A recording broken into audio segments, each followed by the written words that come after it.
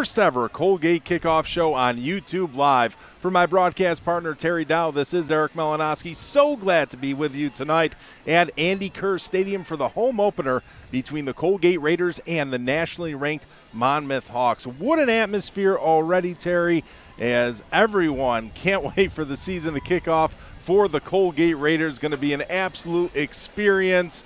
Music in the background just a little bit ago. The fans are filing in. Can't wait to get this one underway, Terry. This place is electric and live on a Friday night. People everywhere, music playing, teams are on the field warming up, the sun is shining.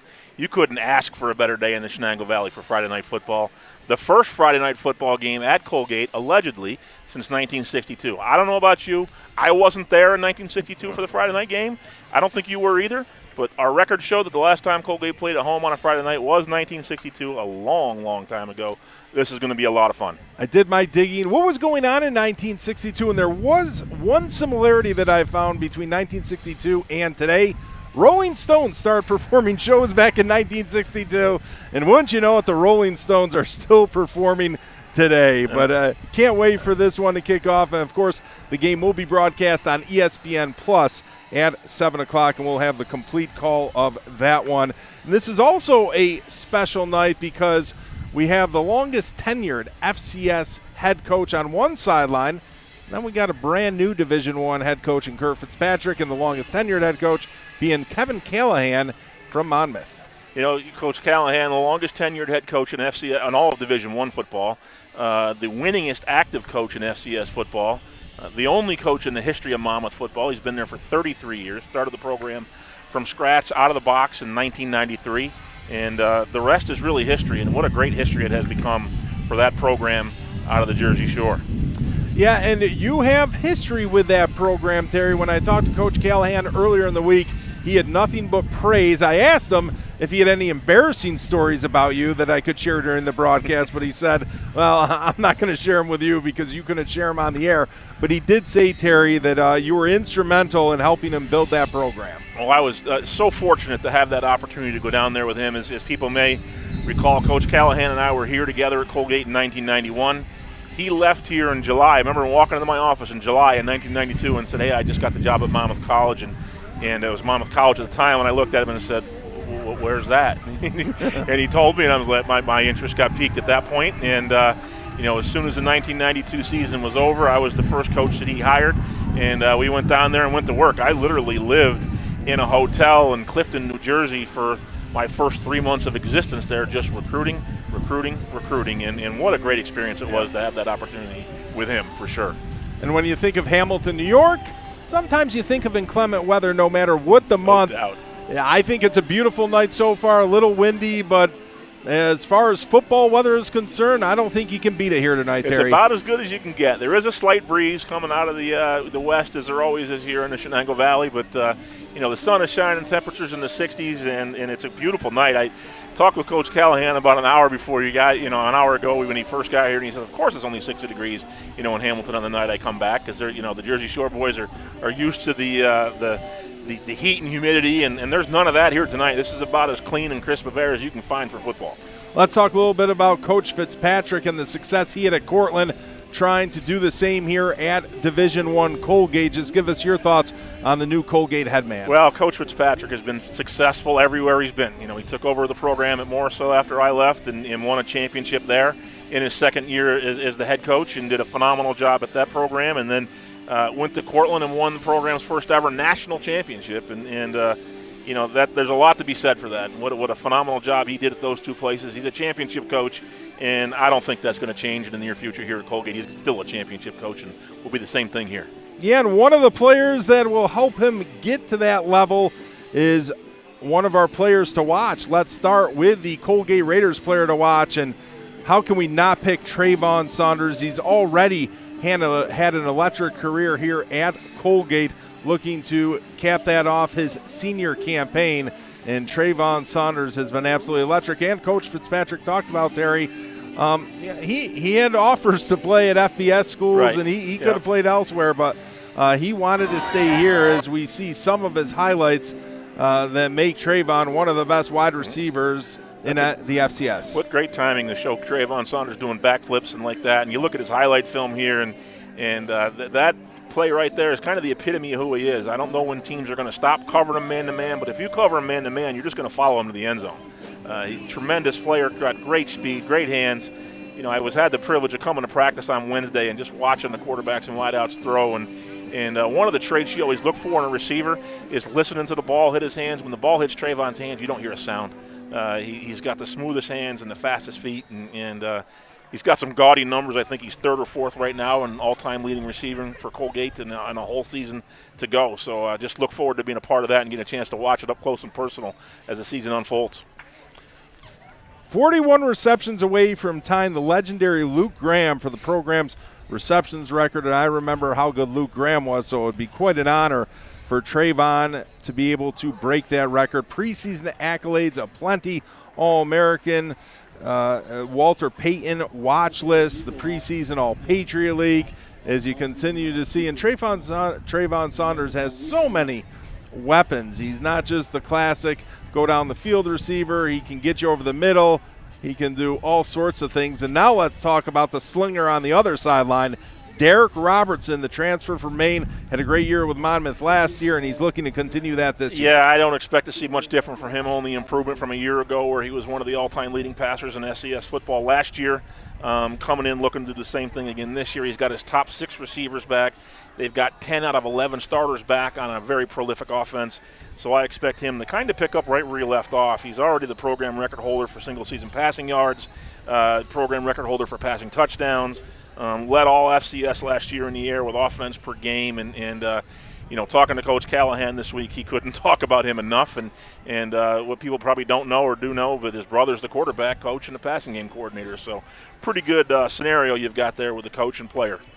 Yeah, Coach Callahan was asked during the week, where does Derek Robertson rank in the all-time greats that he's seen at Monmouth?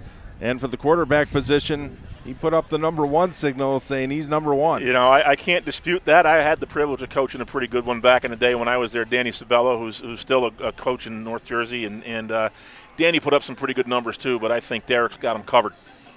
For Terry Down, this is Eric Malanoski. We want to thank you for watching the Colgate Kickoff Show on YouTube Live as we continue to showcase Derek Robertson's talents.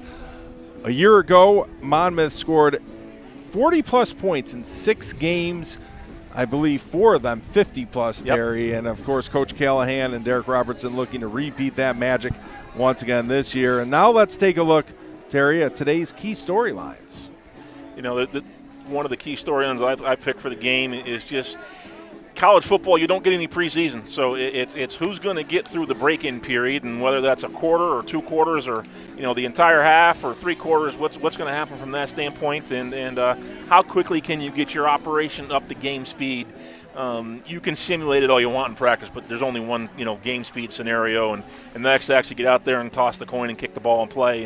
And it's going to be a lot of fun to watch it happen. And I think one of the other keys of the game is who can handle it. You know, you got to handle what the other side's throwing at you. You know, Monmouth has do a lot of film study to figure out what Colgate was going to be doing with an entirely new staff at Colgate, where Colgate has a pretty good idea what Monmouth's going to do. They're all about offense, and the staff's been intact for a long time. So had an opportunity to obviously view them a lot and get a good feel for what they're doing. And I think it's going to be important, too, as you go through the first part of the game, well, the whole game, but the first half of the game, who's going to find some stops? You know, I think this is going to be an offensive show. You know, Monmouth, obviously, as you just said, scored 50-plus points a game on a number of occasions last year. Kurt Fitzpatrick has a phenomenal reputation as an offensive football coach, so I expect Colgate to put some numbers up on that side of the ball, too, as they not only have Trayvon Saunders, they got a pretty good deep receiving core themselves, so should be a lot of fun. And just quickly, from your perspective, with all your coaching expertise, Terry, how difficult is it to balance, not only for a coach but the players as well, that energy you're feeling tonight? You want to get the football season started so badly, but you don't want to be too hyped up where you kind of lose control. So where's that fine line at? You try to keep it bottled as much as you can until the coin is tossed, until you get ready to play. But it's hard, man. You're looking forward to the opener since January. You know, the season ended, you're on the road recruiting, and then when you get back off the road from recruiting, you start thinking about your first opponent. You've already got the film broken down. You start watching it at night after you get done watching recruiting film, and so you're thinking about them for a long time. And with the change that Colgate went through this year, these guys have been thinking about this for a long time, and it's tough to keep it bottled up, and I hope they don't. Just go cut it loose and play. That's what they came out to do.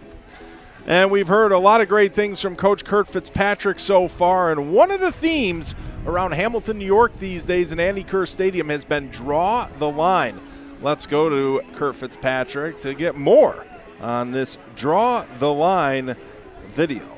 Yeah, draw the line is something that just came to me as I became the head coach here, and it wasn't before I became the head, but just being here, and I had a few weeks between getting hired and when the players came back from winter break, and I just felt a sense as I talked to people and learned about campus. I got a sense of that we need to put our foot in the ground and define who we are, and no one else gets to define who Colgate football is, who our football team is. We get to define it.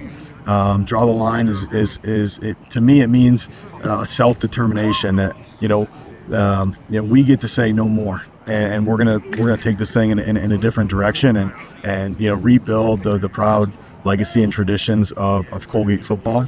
And so it can mean many things to our players, I'm sure. We say it a lot and they see it on social media, but that's basically what it means is draw the line as to where the standard is, and then reach you got to live up to that every day and continue to raise the bar and draw that line higher. And we determine who we are. No one else on the outside gets to define Colgate football. So, in my defense, hashtag draw the line. I saw that, on one of Kurt Fitzpatrick's first tweets as the head coach at Colgate, and probably I think he developed it maybe in their first player meeting. He and I had the opportunity to sit down and have lunch, early on in this time here last winter, and he told me about it. I thought it was great. It really is important for this team to be themselves. There's a tremendous amount of history at Colgate, 135 years of football and a lot of good football, and I think it's great that this team's going to draw the line and establish their own identity. Since this is our first ever Colgate Kickoff Show on YouTube Live, Terry, we knew we had to pull out all the stops, bring out our A material. And when we need A material, we go to you and Dom Calhoun, and the maestro of all things equipment. You sat down with Dom earlier in the week, so let's take a look at that beautiful video right now. All right, I'm here with Dominic Calhoun, master of all things equipment at Colgate Athletics, to talk about the new to FCS football coach-to-player communication system going into effect for the first time tonight at Andy Kerr Stadium. Don, how's this all work? So we've got our athlete helmet, we have a receiver, a battery that powers it, our speakers that go inside the helmet, and then our coach's belt pack. On this, our coach can hold the power button down, and once it activates, he can speak through the mic, and our athletes will hear it on the field. So inside the helmet, here's a look. We can see our green lights show that we're active and we're connected. So we have our receiver in there, and then we have a battery which we tuck away. And then if we tilt it, we can see we have our speakers just inside the ear holes. So when we're using this system, we have a official up in the booth who operates a kill switch. Once the clock gets down to 15 seconds, and it will block all communications between the coach that is calling in and the athlete. So if the coach is not done talking at 15 seconds on the play clock, it's getting shut down, and whatever he says from there on out will not be heard by the player on the field. Yeah, so our coaching staff will actually hear a beep that lets the coaching staff know if they lost count of the play clock that they're now muted to the athletes. This has been a huge thing to come to the FCS level. It's bringing now a little bit more speed, but it's also a tool that we can use practices and games. All right, man, let's take this out on the field and see how it works. I'm excited to see this operation. Let's go. All right, so we're out on Andy Kerr Stadium right now. We've got this whole thing wired up. I've got the Coach Kurt Fitzpatrick headset on, the very one that he's wearing tonight in the game. I got my guy Cam out on the midfield with the quarterback helmet. The system is operational up in the press box, and we're ready to roll. As a coach, I push the button. Cam, you got me? Cam gives me the thumbs up, and we're ready to roll. So I'll give Cam the first play of the night. All right, it's 2nd and 7. Expect them to be in their nickel package. We're going to go with my favorite play from the Mike Foley era here at Colgate football. B6, fly 6, right 21. B6, fly 6, right 21. Release the button. He goes to work, and we're off.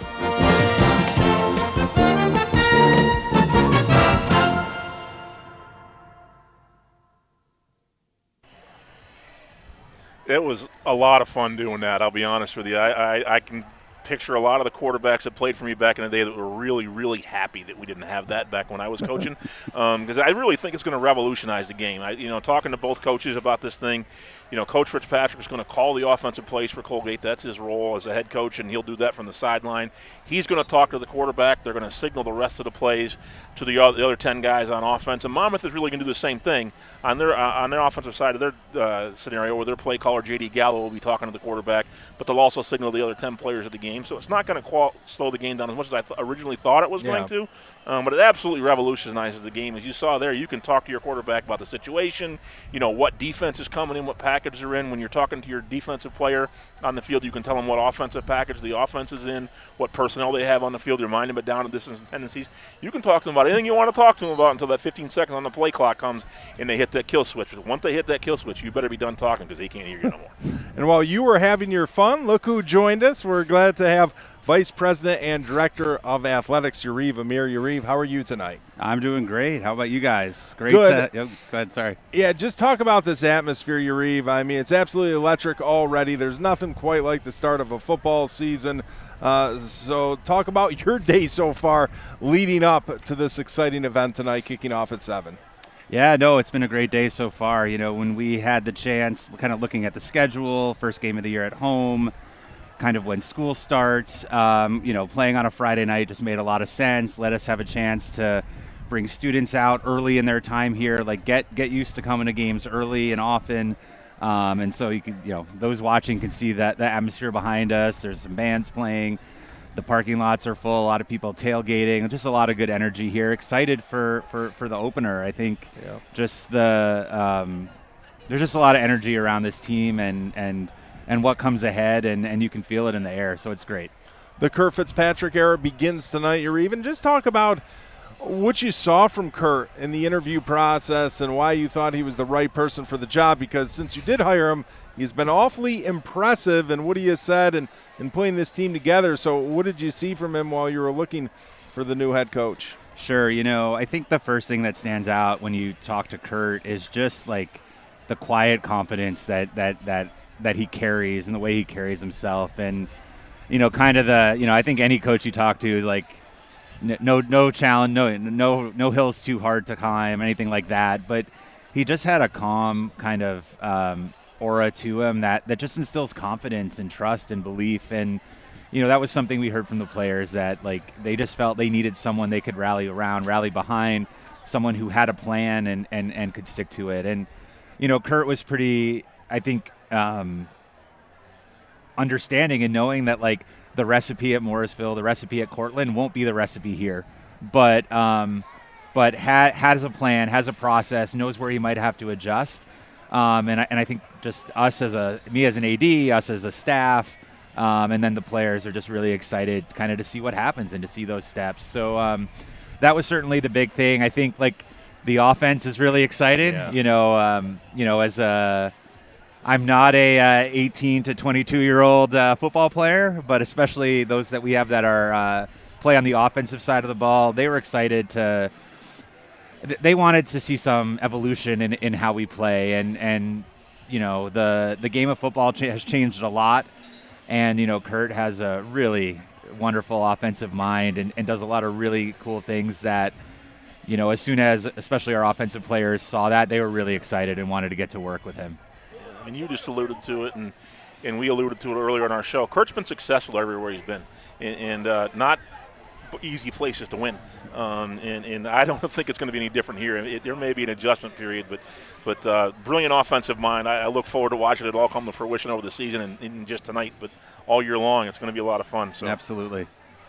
Yeah, the Patriot League stayed the same for so many years, Yariv, but it's changing, becoming a 10-member league in 2026 with Richmond, Villanova, and William and Mary. Just talk about this expansion and what's it mean for Colgate. Yeah, no, it's something we're all really excited about. For a long time, the Patriot League had 7 teams, and a great league, great history, and that worked.